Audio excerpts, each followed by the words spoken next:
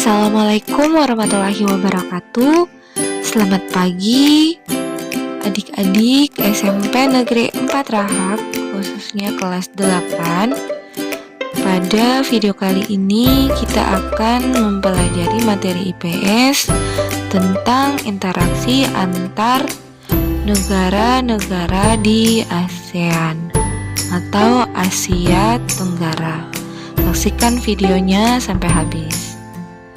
Kita akan pelajari tentang pengertian kerjasama adalah kegiatan yang dilakukan oleh beberapa orang, baik itu lembaga atau pemerintah dan sebagainya, yang maksud untuk mencapai tujuan bersama.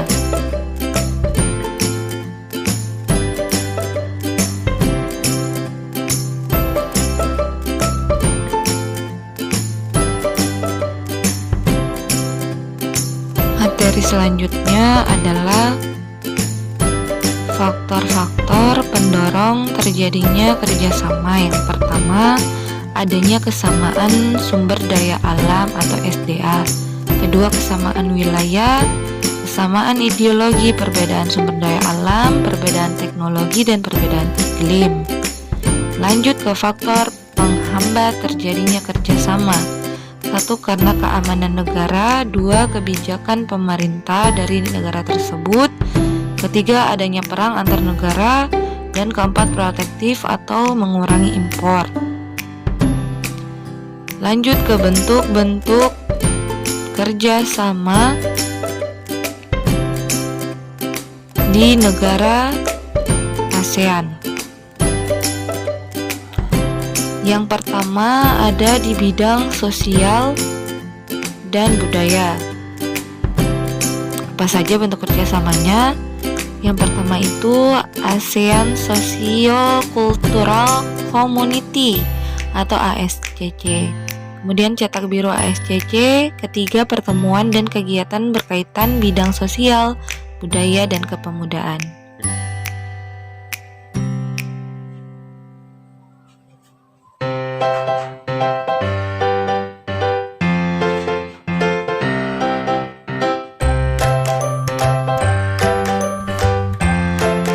Kita lanjut lagi di bidang politik dan keamanan. Apa saja bentuk-bentuk kerjasamanya yang dilakukan? Yang pertama, adanya ZOPFAN atau kawasan bebas senjata nuklir di Asia Tenggara. Yang kedua, Traktat Bantuan Hukum Timbal Balik di bidang pidana. Kemudian yang ketiga, ASEAN Convention on Control Terrorism. Yang di bidang pendidikan, bentuk kerjasamanya yang pertama, kerjasama antar universitas di ASEAN. Kedua, memberikan beasiswa. Yang ketiga, program student mobility atau pertukaran antar pelajar se-ASEAN dan lain-lain. Lanjut ke bidang ekonomi, bentuk kerjasamanya. Yang pertama, ASEAN Free Trade Area atau AFTA. Yang kedua, ASEAN Economic Community atau AEC. Yang ketiga, Masyarakat Ekonomi ASEAN atau MEAC. Dan masih banyak lagi ya.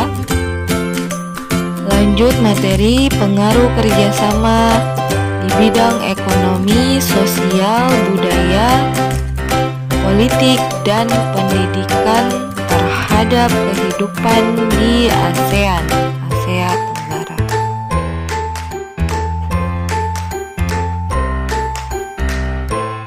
Apa saja pengaruh-pengaruhnya? Yang pertama di bidang ekonomi. Pada tahun 2007 dan 2014, perdagangan ASEAN meningkat mencapai 1 triliun US dollar dari 24% perdagangan antar negara ASEAN, 14% dengan Tiongkok, 10% dengan Eropa, dan sebagainya. Kemudian untuk di bidang sosial, pengaruhnya yang terjadi itu